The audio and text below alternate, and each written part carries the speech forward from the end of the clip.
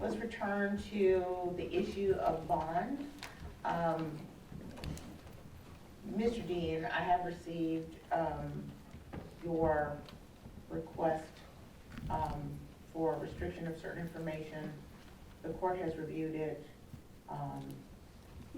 If there's anything you'd like to say, well, first is the defense's motion. Ms. Walker. Your Honor, just briefly, of course, Ms. Simon was born and raised here locally. She is 23 years old.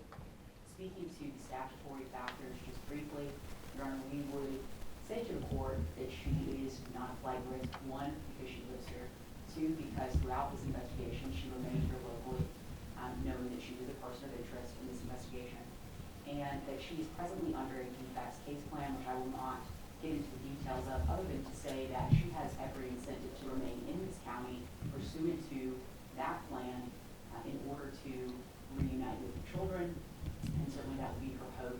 Your Honor, she is also not a threat or a danger to any individual or the community because as a result of that case plan, she will be monitored and supervised at a very intense level by people who have a high level of skill to do so. So concerns that the court may have based on the allegations in this indictment should be factored in related to that case plan, Judge, and that she's not at risk of committing a felony because she has no felony history and is presumed innocent of these charges, of course, Your Honor. And finally, that there's no evidence that she would have any ability or desire to intimidate any potential witnesses. Simply being related to some of the witnesses in this case does not rise to the level of that concern, Your Honor. And so for all of those reasons, we would be asking the court to adopt essentially what the DFACS case plan is. We'd be happy to provide a copy of that to the court if the court is so inclined to grant bonds so that the court could conform its order to the DFACS case plan. It's our position that there are provisions therein such as drug treatment, et cetera, which will support her while she would be on the outside.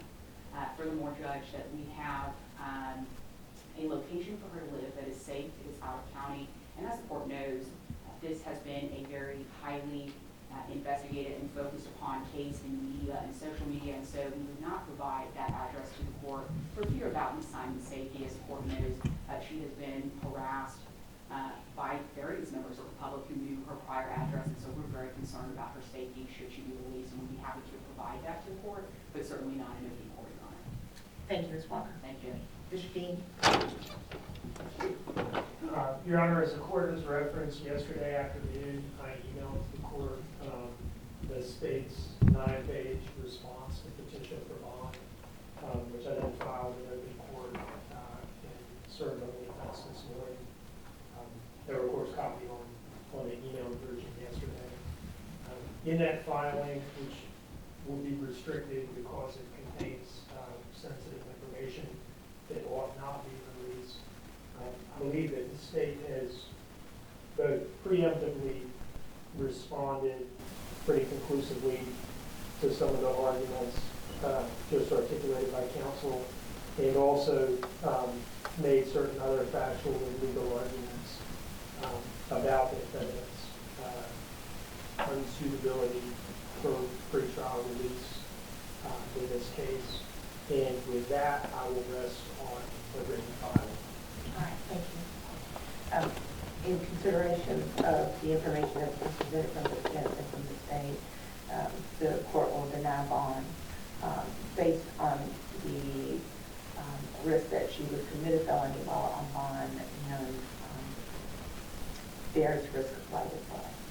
So with that, bond is denied. Absolutely not. Thank you. Thank you. Now, let's move into arraignment at this point. You have your client come forward.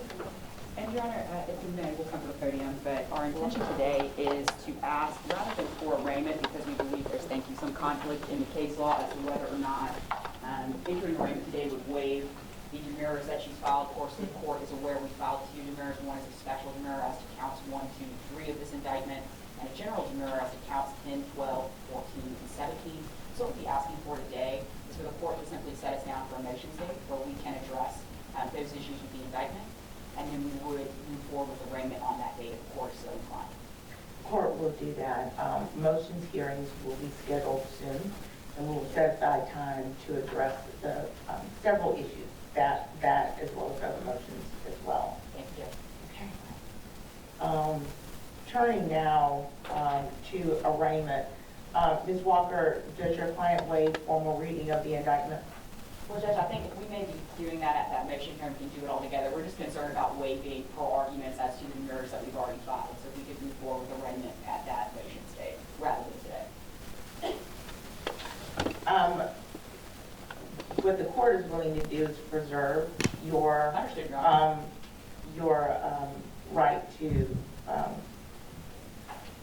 demur at this point. I would like to move forward with Okay, arraignment. absolutely, Your Honor. And yes, so we would waive formal reading of the indictment. All right. And Ms. Simon would be entering her plea of not guilty on the case and demanding a jury trial, but of course we have motions hearings to come. Very, very true.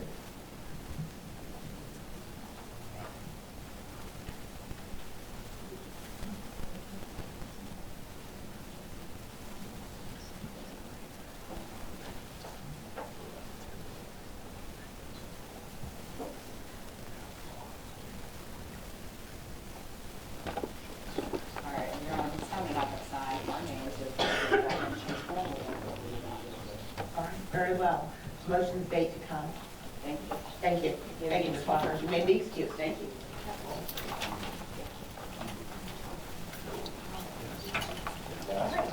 Court is in recess.